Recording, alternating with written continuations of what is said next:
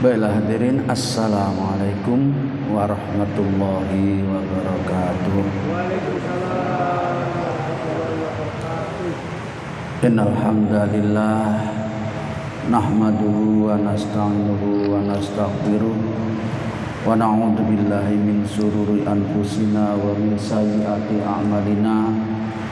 May yahdihillahu fala mudhillalah wa may yudlilhu fala hadiyalah. Allahumma shalli wa sallim ala sayyidina Muhammadin Rasulillah ibnu Abdillah alladzi la nabiyya ba'dah. Qala ta'ala a'udzu billahi minasyaitonir rajim.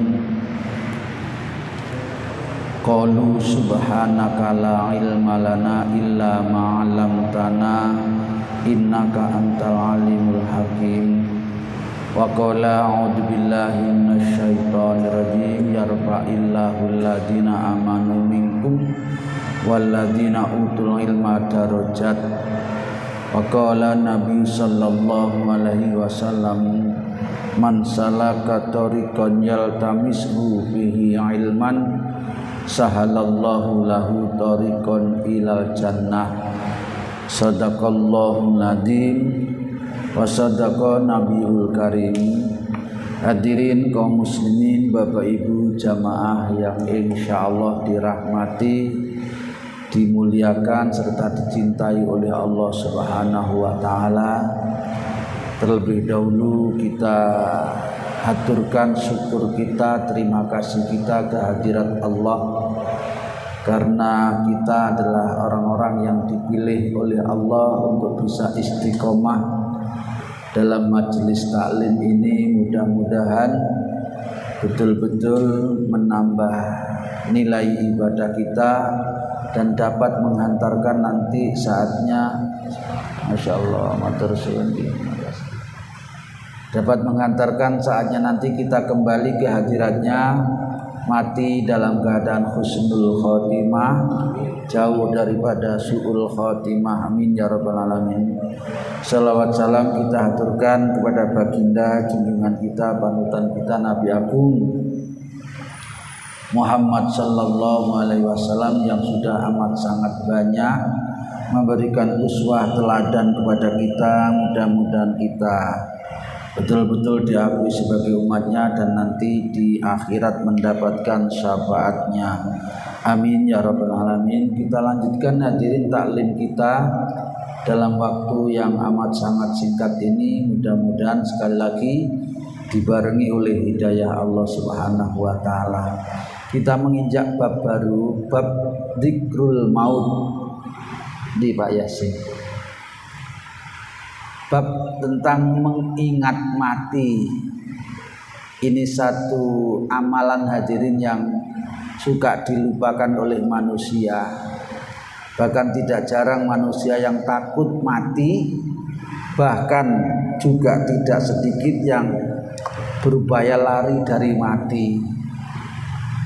Di antara asbabun nuzulnya apa? Ayat 8 di surat Jum'ah itu Allah kan berfirman, kata Allah, Qul Muhammad katakan, innal mauta, sesungguhnya kematian, alladzi tafirruna minhu, yang kau lari daripadanya. Coba Allah yang bilang, kalau banyak orang yang berupaya lari dari kematian itu, tapi ra ono wong sing ora mati.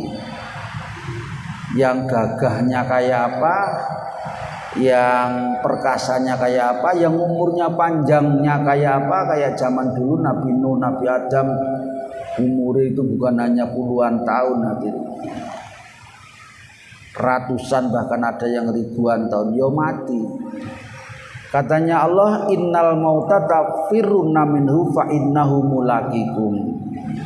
Kemanapun kau akan lari. Bahkan di surat An-Nisa ayat 78 itu Allah bilang, katanya Allah, aina ma kuntum yudrikumul maut. Kamu akan lari kemana? Coba lari yo. Walau kuntum fi burujim musayyadah, katanya Allah, sekalipun kau akan sembunyi singitan nek jare nang Surabaya fi burujim musayyadah, di benteng yang sangat kokoh yang tidak ada yang menandingi, yang tidak bisa dirusak dengan alat canggih apapun. Tapi lek faida jaa ajaluhum, lek ajal itu telah tiba, nggih, tidak dapat diubah kembali. Saatan yastakdimun wala yastakhirun, gak bisa dimajukan atau dimundurkan, masih on delik. Maka hadirin, katanya Nabi, orang yang cerdas itu sakjane bukan orang yang gelarnya tinggi, S-nya S-wakeh sampean S1, S2, S3 sampai S8, mulai SD, SMP, SMA, wakeh S, gelarnya tumpuk-tumpuk sampai profesor, doktor, itu ya cerdas. Penelitiannya banyak, tapi Nabi bilangnya ndak gitu ya. Kata beliau, al-kaisu man dana nafsahu wa amila lima ba'da mauti. Orang cerdas itu orang yang mampu menundukkan hawa nafsunya, tidak dikuasai oleh hawa nafsu, tapi dia sehingga karena mampu menundukkan hawa nafsunya, pandai koreksi diri. Kemudian wa amali lima ba'da mauti, dia banyak mengingat mati serta beramal untuk sesudah matinya. Jadi orang yang paling cerdas itu paling gampang itu ngomongnya orang yang banyak ingat mati. Nggih. Mati mboten mesti diawali sakit sih. Sakit-sakitan gak mati-mati ya akeh. Ya dah. Dan juga tidak mesti tua dulu. Muda-muda mati. Saiki malah banyak yang muda yang mati. Banyak yang kakean pola soalnya. Minum-minuman keras lah, ugal-ugalan di jalan raya lah, dan lain sebagainya. Hadirin, kalau kita sekali-kali nyoba buka YouTube, internet gitu, masya Allah, berita kematian. Sing tua wis puluhan tahun, saya kalah dengan Abah Haji Sahri. Sing enom wis mati dhisik. Jadi sekali lagi, yang cerdas itu orang yang pandai mengingat mati, kemudian selalu berupaya untuk mati. Islam tidak melarang kepada umatnya untuk menjadi orang kaya, tidak melarang untuk berupaya keras, kerja keras untuk mencari harta, tidak dilarang. Yang dilarang itu kalau menjadikan harta itu sebagai tujuannya, ini yang bahaya. Katanya ulama, orang yang paling nemen nyeselnya itu nanti di akhirat orang yang ketika hidup ini menjadikan harta atau materi sebagai tujuan hidupnya. Orang yang cerdas, harta itu bukan digunakan untuk tujuan hidup, tapi sarana untuk menuju akhirat. Jadi boleh, bahkan yang kemarin kita baca itu sebelum bab ini, ada dua hal yang kita boleh iri. Selain itu kita tidak boleh iri. Nggih. Ana wong ngene-ngene bah bandak, rasa iri. Yang boleh iri itu dua hal saja. Salah satunya adalah kepada orang yang kaya raya. Coba, oleh iri sama orang kaya boleh. Nggih. Tapi orang kaya yang mencari hartanya itu dengan benar dan menasarufkan. Apa menasarufkan itu? Dan menggunakan dengan benar, digunakan untuk ibadah, baik yang mahdoh maupun yang ghairu mahdoh, digunakan untuk memperjuangkan agama, untuk membela yang lemah, dan untuk menolong yang duafa. Boleh kita iri, pengen aku ra iso dadi wong kaya ngono iku. Kene nolong orang. Hadirin, saya suatu ketika buka internet itu ketemu orang yang buka restoran. Ya Allah, saya juga belum tinemu akal. Restorannya gratis. Nyenan percaya napa mboten? Sekarang banyak orang yang berlomba-lomba cari keuntungan sekalipun tuh 500 rupiah, 1000 rupiah, 5000 rupiah. Cari direwangi kadang-kadang ndak beres, ngomong ndak beres, dodolan ndak beres, kerja ndak beres dalam rangka cari keuntungan. Ini ndak, malah dia membagi-bagikan makanan. Coba buka restoran gratis, kok iso ya? Nyatanya bisa. Panjenengan sekali-kali dibuka YouTube kan nggih, restoran gratis, ketemu makin. Nggih, Masya Allah hadirin. Ini kita boleh iri, pengen aku rek. Cuman kok restoran nggih, buka warung biasa iku ae. Wangel. Nggih gratis ngoten warungku nek rasa bayar. Ayo pengen roh kula. Aja meneh kok iku ngirim apa istilahnya sekarang itu Jumat berkah. Nggih, nasi nang masjid itu aja masih banyak yang kurang tulus. Aku tak ngirim sego nang masjid, kok ben rezekiku mudah lancar loh coba. Krana ben rezekine mudah lancar. Si ana embel-embele. Nah ini yang kadang-kadang hadirin kita tertipu di situ itu karenanya itu. Ya sudah baik sih sekalipun toh ngamuk akeh nggih. Sekalipun itu sajane kurang tulus, kurang ikhlas, tapi memang untuk menjadi orang ikhlas itu perlu pertama ya latihan dan paksaan, dipaksa sih. Nek iso niku aja sampai enten krono-krono. Pokoke sedekah ya sedekah. Panjenengan ndak usah krono ben besok diganti rezekine lebih lancar, lebih banyak, lebih berkah oleh Allah. Ra krono iku sudah menjadi napa nek arani hikmahnya, berkahnya. Lek sedekah mesti diganti oleh Allah. Masih ndak kita kepengin diganti. Kadang-kadang kita masih beramal ya Pak, ada yang saya bolak-balik matur nih. Ada orang sregep salat duha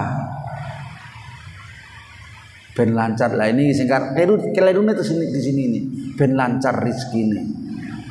Jadi paling banter dari sholat duhanya nanti ya dilancarkan rezeki paling banter itu. Bisa-bisa ndak lancar juga.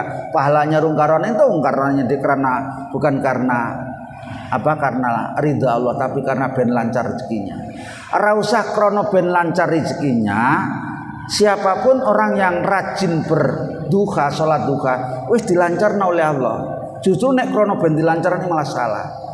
Maca surat Waqiah ben lancar. Ini salah. Di dalam sebuah riwayatnya Rasul bersabda, innamal a'malu binniyat, faman kana hijratuhu ila dunya niku.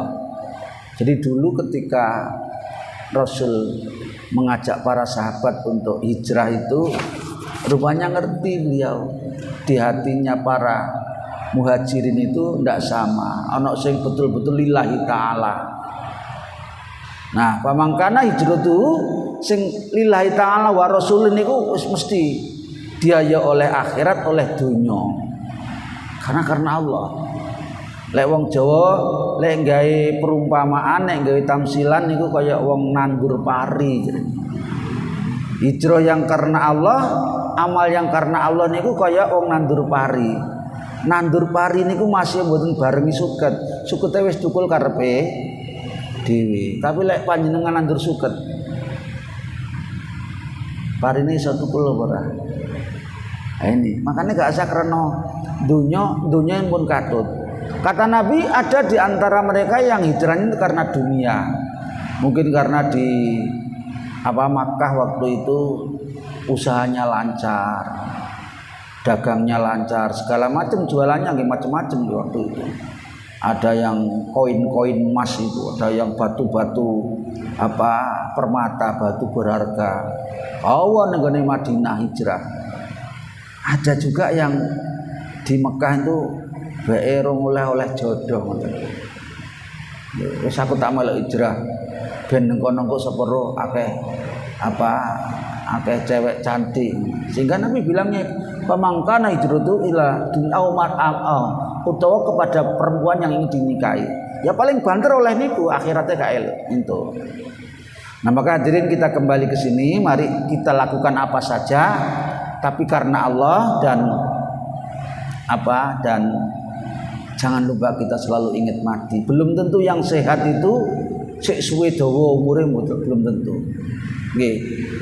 Bisa jadi umur kita masih tahunan lagi. Tapi bisa lagi tidak sampai 1 tahun lagi. Bahkan tinggal beberapa hari lagi. Karena mati itu rahasia Allah. Maka Nabi bilang, saya ulangi, orang yang cerdas, orang yang banyak mengingat mati. Kemudian ditambah wa qasril amal. Tidak nuruti nek cara bahasane dhewe menghayal. Dah nih oleh duit wakeh ngono. Duit sak triliun no tak opo ya ngene-ngene. Oh turuti perasaan angen-angene. Iso tuku ngene, iso tak buka ngene. Lah ini namanya tulul amal. Tulul amal itu lawannya nih qasrul amal. Lek qasrul amal nih menghilangkan atau meninggalkan panjang angan-angan tadi itu. Nggih. Kita mengangan-angan boleh kalau yang realita saja, yang wajar-wajar saja. Ya apa ya carane supaya rezeki ini bisa lancar, cukup biaya ibadah, ngurusi keluarga. Ini boleh angan-angan secukupnya kayak gitu. Kira-kira buka apa dan seterusnya ini boleh.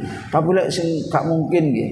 Maka di dalam istilah agama itu ada istilah taroji, ada istilah tamani. Taroji itu ngarep-ngarep sing mungkin wujudnya itu taroji namanya. Tapi lek tamani ini gue kayak wow niku. Wong ini duwe pesawat ini kira-kira nang dene penak ya numpak pesawat gak kadek macet segala. Ini namanya tamani, tidak mungkin hadirin. Baik, kita lanjutkan. Nah, sini ayat-ayat ini kita yang masuk hadis. Jadi karena babnya bab ingat mati, maka ayat-ayat yang ditampilkan oleh mu'alif pengarang kitab ini adalah ayat-ayat yang berkaitan dengan kematian. Di antaranya ini surat Ali Imran 185. Allah yang Maha Agung berfirman, kullu nafsin dha'iqatul maut. Setiap yang berjiwa, yang bernyawa, tidak hanya manusia, termasuk jin dan malaikat pun nanti juga mati. Cuma kita tidak ngerti kapan, di mana, berapa usianya.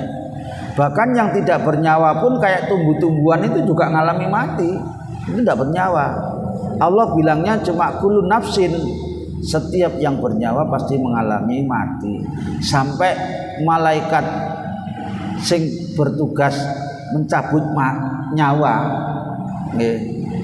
malakul maut.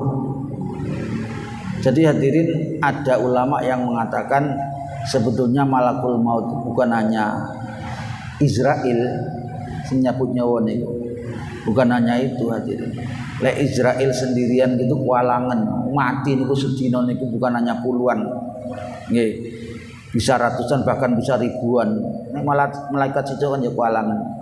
Jadi istilahnya menurut ulama yang pernah saya dengarkan ceramahnya itu adalah malakul maut. Memang mungkin Israel sebagai apa nggih, perdana menterinya kematian menurut anak buahnya banyak di mana-mana.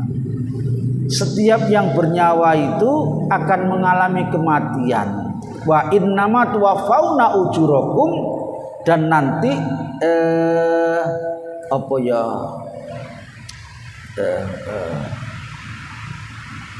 ganjarane mau nggih, utawa akibatnya perbuatan kita itu akan dipenuhi, nggih, dipenuhi oleh Allah Ta'ala yaumal kiamati, di hari kiamat nanti. Yang bagus-bagus kayak panjenengan kita sekalian ini nggih, salat 5 waktu kita jaga betul. Kemudian mari salat juga taklim kayak gini. Ini semuanya nanti ada perhitungan, ada kompensasinya di hadapan Allah Ta'ala. Jadi gak nganggur. Orang yang cerdas mesti milih niki hadirin, milih ngaji niki. Karena nggih, ngaji ini meskipun mungkin kita ndak oleh ilmunya, mungkin nggih, karena materinya wis repot banget, filsafat yang dijekno, politik yang dijekno, urusan pokoknya gak nyandak blas. Tapi panjenengan gak rugi. Karena apa? Berdasarkan hadis tadi yang kita baca di awal itu, barang siapa yang istiqomah melangkahkan kakinya bermajelis taklim, itu sudah jelas nanti di akhirat, di hari kiamat dimudahkan langkah kakinya masuk surga. Nabi yang bilang. Jadi masih gak oleh tambah ilmu ngaji niku, gak oleh tambah ilmu niku oleh jaminan masuk surga. Maka ada ulama yang bilang, lek ngono di antara tandanya calon penghuni surga itu wong sing ngene-ngene. Ini sudah genah ada tandanya. Tadi Jumat saya juga nyampaikan hadirin, satu ketika Rasul dalam majelis taklimnya gini bilang, sahabat perhatikan, terlagi akan datang orang yang calon penghuni surga. Beliau tidak mengatakan bukan kamu penghuni surga, artinya kamu juga penghuni surga maksudnya, tapi akan datang orang asing yang akan datang. Hadirin, peristiwa seperti itu sampai 3 kali. Ada 2 orang sahabat namanya Anas bin Malik sama Abdullah bin Amr. Niki penasaran, opo sih amalane wong iki kok sampai Nabi bilang ini calon penghuni surga. Dia tidak menyadari kalau sajane bisa jadi Abdullah ini sama Anas bin Malik juga penghuni surga, tidak menyadari. Tapi Nabi tidak bilang kepada sahabat itu, yang dibilangkan orang yang datang. Maka hadirin, semula 2 orang Anas bin Malik dan Abdullah bin Amr ini akan membuntuti, tapi akhirnya tidak jadi, hanya Abdullah sendiri dibuntuti sampai rumahnya. Ini materi sering diceramahkan, dikhutbahkan. Dibuntuti sampai rumahnya, opo amalane sampai Nabi kok bilang wong ini calon penghuni surga. Hadirin, intinya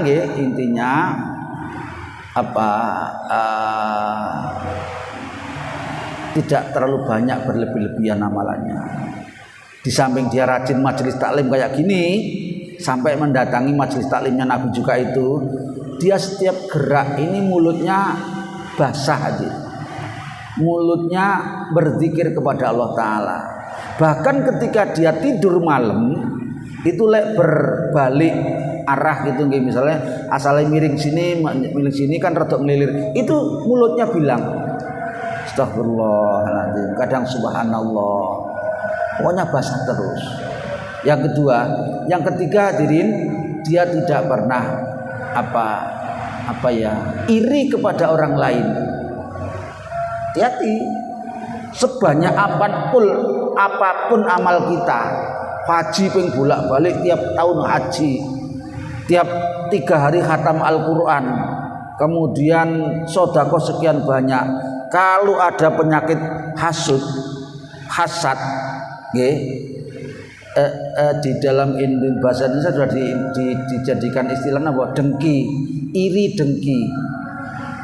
Nek enten penyakit itu, berapapun banyaknya amal kita, hilang hadirin. Sabdanya Nabi, wa iyyakum wal hasada, fa innal hasada yaqulul hasanata kama taqul khataba kama taqul nara al khataba. Hati-hati dengan dengki, iri. Nggih, karena iri atau dengki itu kan gak seneng lek ana kancane niku seneng kaya dhek gitu. Lek iso niku awake dhewe tok sing seneng, kono aja sampe seneng. Iki iri, dengki. Itu penyakit hadirin, katanya Nabi, memakan kebaikan, pahala itu dimakan oleh penyakit iri itu. Seperti olehnya makan api kepada kayu bakar. Kayu bakar itu kadang-kadang dibakar oleh api pelan, kadang-kadang pelan. Memang ada yang kalau kena angin itu, tapi lama-lama habis. Seberapapun banyaknya, kalau tidak dimatikan apinya habis. Maka hasud jangan dipelihara. Hadirin, orang yang dikatakan Nabi calon penghuni surga itu dia menjauhi iri dan penyakit hati yang lain. Banyak sekali penyakit hati itu. Iri, enten malih takabur, sombong, enten malih syirik, enten malih ananiah, enten malih ujub. Wakeh hadirin, Nggih, nek dibahas ngoten wong kuliah niku sak semester gak mari membahas penyakit hati. Ini baru iri, kalau dibarengi dengan di samping iri dia juga sombong. Wah, wis bar pokoknya. Sulit masuk surga. Sampai Nabi bilang apa nih kok? Man kana fi qalbi layadkhul jannata man kana fi qalbi misqala dzarratin minal kibri. Dak bakal bisa masuk surga orang yang di dalam hatinya ada sekecil biji sawi sifat-sifat kesombongan. Itu kecil, ada gede. Nggih. Sombong niku orang yang menolak kebenaran dan meremehkan orang lain. Ini kalau diceritakan, ada cerita hadirin. Nabi Musa alaihissalam ini kan nabi yang sering dialog sama Allah, sering ketemu Allah. Di bahasa agama itu Gunung Tursina, Sinai, naik bahasa Indonesia Bukit Sinai. Sering. Satu ketika Nabi Musa ini diuji oleh Allah. Musa, jangan ketemu lagi saya lagi kalau enggak kamu bisa mencari makhluk lain, makhluk gak harus manusia, makhluk sapa ae yang menurut kamu lebih jelek dari kamu lebih baik dari dia. Ini Allah menguji.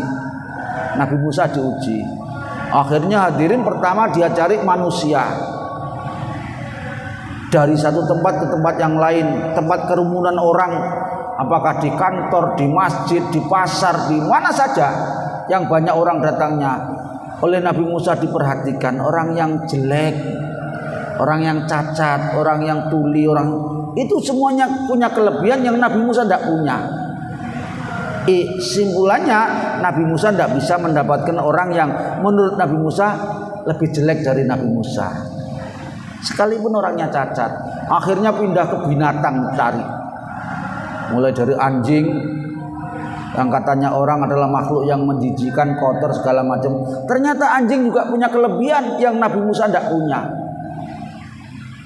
Anjing itu lek tidur, telinganya ini dipepetkan tanah yang satu ya, yang satu tegak ke atas. Jadi ada suara dari sekian jauh sudah dengar dia. Kita enggak. Lek kadang ngorok ngoten pintunya didok-dok niku wangil setengah mati. Kalah sama anjing. Merak ya kayak gitu. Sampai cacing.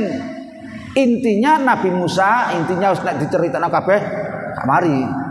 Intinya Nabi Musa tidak berhasil membawa makhluk yang lebih jelek dari Nabi Musa atau yang Nabi Musa lebih baik darinya. Akhirnya datang kepada Allah Ta'ala tanpa membawa apa-apa. Allah ngerti. Jadi Allah Maha tahu. Begitu Nabi Musa susah ngoten nggih ora oleh apa-apa. Ditanya oleh Allah, "Mana Musa? Yang aku perintahkan kamu kalau datang kepadaku harus membawa makhluk yang lebih jelek dari kamu." Mohon maaf ya Allah, mohon maaf, mohon ampun, sekian banyak ampun ya Allah. Tidak bisa mendapatkan saya ya Allah kepada makhluk yang lebih jelek itu. Apa kata Allah Ta'ala? Mendengar jawaban Nabi Musa itu, selamat kamu Musa. Loh kok malah selamat ya Allah? Lek kamu membawa makhluk lebih jelek dari kamu, tak coret kamu dari daftar kenabian. Gak pantas kamu jadi nabi. Ini jawabannya Allah Ta'ala. Lek kamu mengatakan dia lebih jelek dari kamu tidak ada bedanya sama iblis. Nalika iblis ini disuruh sujud kepada Nabi Adam, sujud penghormatan, iblis kan menolak. Ya Allah, gengsi ya Allah, aku kan lebih bagus loh, coba. Dia mengatakan aku lebih bagus dari dia. Khalaqtani min nar wa khalaqtahu min tin. Saya kau ciptakan dari bara api, dari nyala api ya Allah. Sementara Adam dari lempung jemek, lempung jelek. Ya mosok wong lebih mulia, lebih terhormat, lebih luhur kok suruh sujud sama makhluk yang kayak Adam. Akhirnya Adam dikutuk sama Allah Ta'ala. Panjenengan lek maca mesti kan a'udzubillahi minasyaiton nirajim. Kutuk itu kutukan Allah Ta'ala. Hadirin yang dirahmati Allah Ta'ala, ini ujian Nabi Musa diuji. Selamat Musa kamu. Jadi kamu tidak mengatakan ada makhluk lain yang menurut kamu lebih bagus, dia lebih jelek. Makanya pun sampai pisan-pisan nggih merasa lebih bagus sekalipun dia orang jelek, ketoknya jelek, tapi Allah mempunyai rahasia yang kita tidak tahu. Mungkin dia ketoknya bambung misalnya. Napa bahasa kasar-kasar niku kiri atau apa ojo batin ngoten. Panjenengan batin mungkin ada kebaikan yang dirahasiakan oleh Allah, saya tidak tahu. Mungkin sekarang saya secara lahir lebih baik dari dia, tapi siapa tahu habis ini dia kemudian bertaubat dan menjadi yang lebih baik dari saya. Mungkin dia kayak gitu nanti matinya husnul khotimah, sementara saya belum jelas. Ngoten. Jadi jangan ada perasaan sombong. Itu mencegah masuk ke dalam surganya Allah Ta'ala. Kita kembali, jadi orang tadi itu dinyatakan Nabi masuk surga, mudah-mudahan termasuk kita. Apalagi hadirin kalau dihubungkan dengan sabdanya beliau, kata beliau, kullu ummati yadkhulunal jannata illa man aba. Kabeh umatku iku besok masuk swarga illa man aba. Nggih, faqala wa man ya'ba ya Rasul. Sahabat jamaah ngajinya Nabi itu ada yang tanya, sinten sing ya'ba niku ya Rasul? Barang siapa atau ani dakhala jannah, sing taat nurut kepadaku, nglakoni apa yang aku ajarkan, dia masuk surga.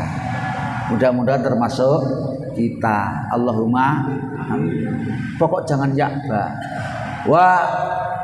Dan barang siapa yang menolak patuh kepadaku, dialah yang ya'ba. Nah, maka hadirin yang dirahmati Allah Ta'ala, kita kembali ngaji kayak enten iki sekalipun gak oleh ilmu nggih. Mungkin ngajine gak penak atau yang dibahas terlalu tinggi kayak tadi itu, tapi panjenengan oleh nilai. Dasarnya yang setiap akan ngaji kita baca itu, man salaka tariqan yaltamisu fi ilman sahalallahu lahu tariqan. Coba jelas banget niku. Sing sapa wonge istiqomah, makane pun males-males. Jadi ini pekerjaan gampang, nggih, tapi kompensasinya besar sekali. Surga hadirin pokok istiqomah. Apalagi ilmunya jelas-jelas dia dapatkan dan dia amalkan, apalagi juga dia ajarkan. Wih, luar biasa ya. Misalnya ada kayak gini tadi itu tentang banyak mengingat mati, terus kita amalkan, kita betul menjadi banyak mengingat mati. Misalnya dibuktikan dengan amaliyah kita, termasuk berziarah kubur. Rapopo oleh ziarah kubur. Nabi dulu memang melarang ketika imannya orang masih lemah, tapi ketika imannya sudah hidup, sudah jalan, kata Nabi fazuru ziarah. Karena ziarah kubur itu kalau ziarahnya betul, itu sama dengan haji. Itu adalah mengingat mati. Nggih. Kenapa sama dengan haji? Orang haji itu lek bagus, lek betul, mabrur, dia indikasinya diantaranya semakin baik setelah dia pulang dari haji. Wong mari haji kok mudah pelit, ini ketok lek hajinya. Nggih. Mari haji dia malah rajin jamaah, malah loman, ini hajinya betul. Demikian pula orang yang ziarah kubur. Kalau dia pulang, semakin selalu datang ke masjid. Kenapa? Wah, aku ziarah kubur terus dalam pikiranku, dalam angananku. Lah iya, aku mari ndelok kuburane wong mati. Perasaanku aku itu tinggal beberapa hari lagi. Ini bagus. Ini berhasil dia ziarahnya. Tapi kalau ziarah kubur sudah ziarahnya salah, dia semakin pulang semakin klenik pikirannya. Napa klenik nih? Semakin pokoknya suka barang-barang yang lah, ini malah berarti gagal ziarahnya. Nah, hadirin kembali, kalau sudah dapat ilmunya kayak tadi itu, kemudian kita ajarkan, ilmunya dapat, pahalanya dapat, mengajarkan dapat nilai ilmu jariah, amal jariah, ilmu yang bermanfaat kan kayak gitu. Maka hadirin, kita syukuri kita dipilih oleh Allah bisa istiqomah majelis taklim ini. Kemudian jangan sampai kita kemudian berhenti sampai di sini.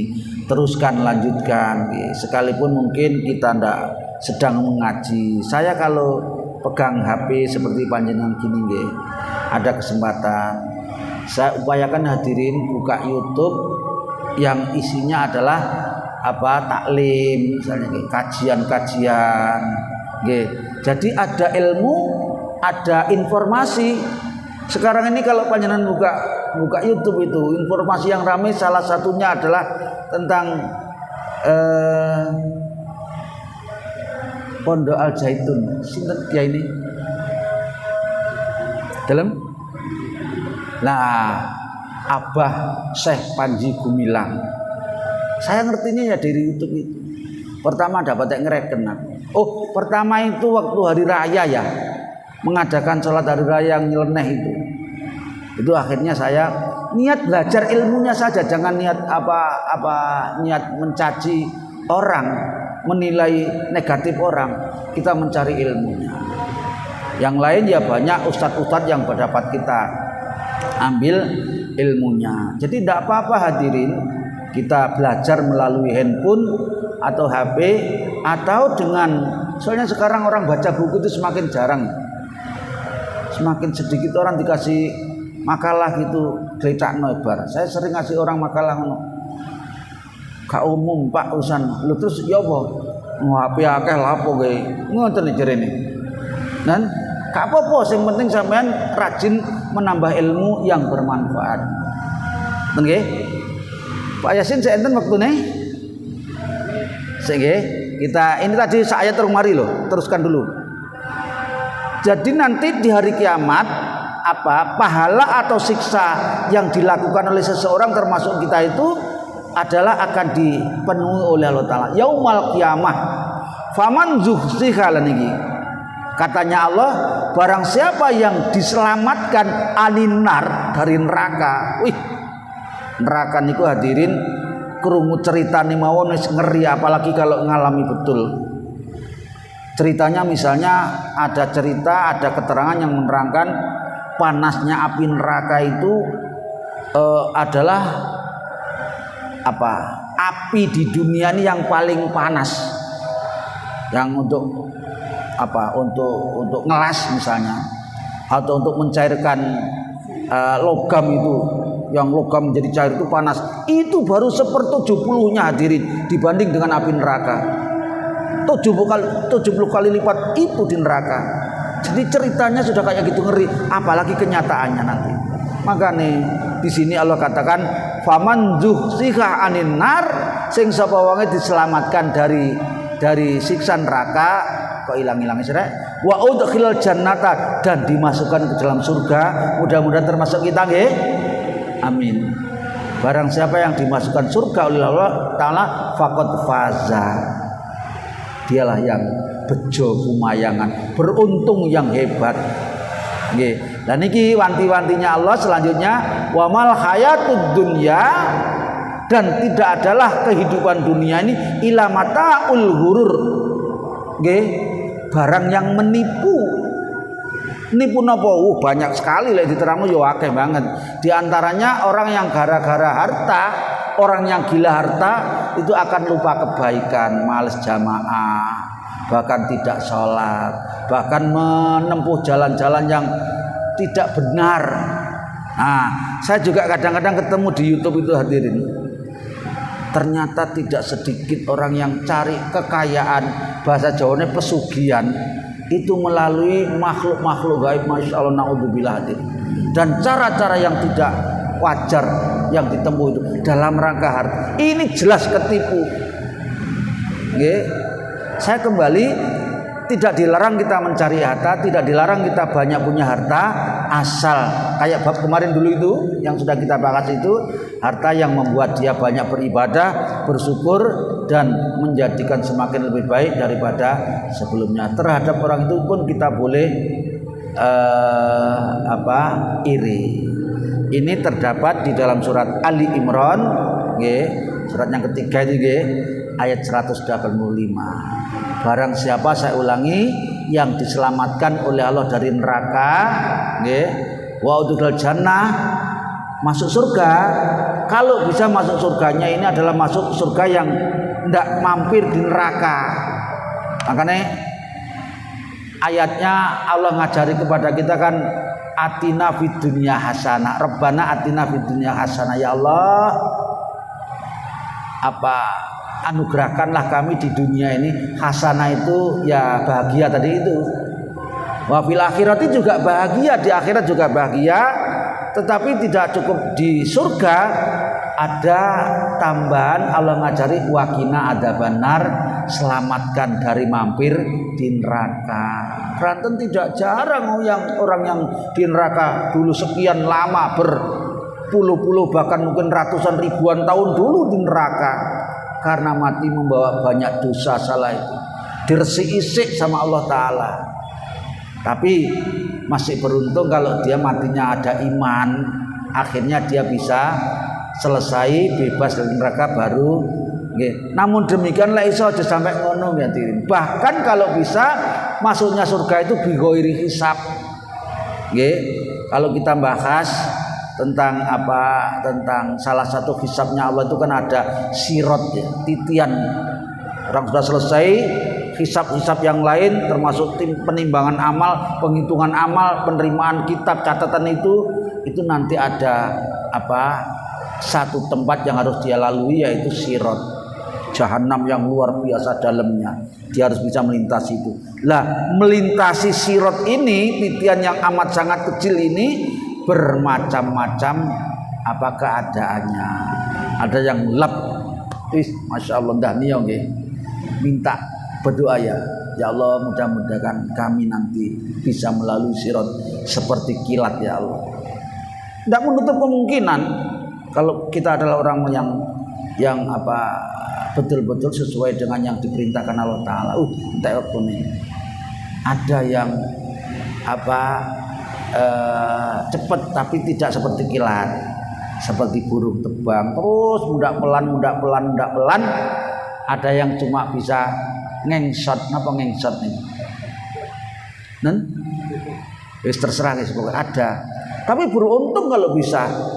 Nah kalau wong di situ banyak bantolannya, dibantol, nek gak iso menghindari itu ya kejegur neraka, naudzubillah. Mudah-mudahan yang dapat satu ayat tok ini dibarengi hidayah Allah Ta'ala, lek panjenengan bisa ngamalkan, hadirin, di samping ada jaminannya surga, karena hadis Nabi tadi itu pokok istiqomah loh, itu juga ilmunya kita bisa jariahkan. Mudah-mudahan ngaji ini dibarengi hidayah Allah Ta'ala.